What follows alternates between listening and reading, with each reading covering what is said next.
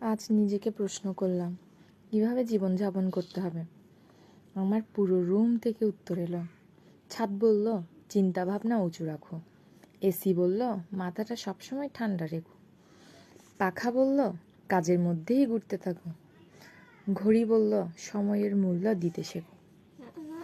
Purse বলল, ভবিষ্যতের জন্য সঞ্চয় করো। আয়না বলল, নিজের প্রতি যত্নবান হও।